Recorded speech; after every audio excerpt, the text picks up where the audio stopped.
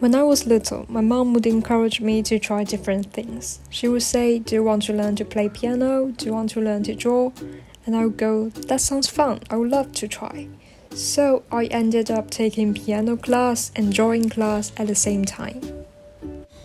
It takes a long time to learn a piano piece, and I hated that when I am practicing, I hardly can hear the whole piece because of the mistakes I made in the middle of phrases. And it would take a long time for me to finally make it to the end of the piece perfectly. Moreover, when I presented the outcome of my week-long practice to my piano teacher, she barely gave compliments.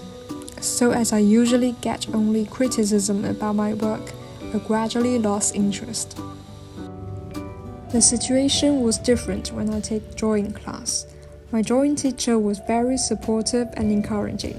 She always praised me for my creativity, choices of color, or composition of characters. So I went on falling in love with drawing and kept it as a hobby.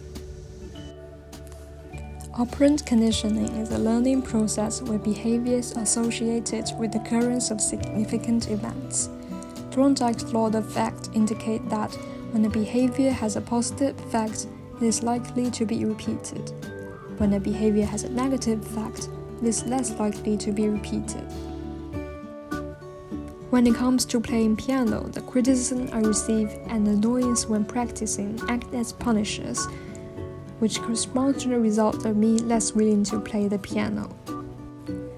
Since I always get compliments for my drawings, I would love to continue to draw. In this case, teachers' compliments and my satisfaction when I completed the drawing act as positive reinforcers, which increase the possibility of the behavior of drawing the next time. So thank you for watching this video, and I hope you like it.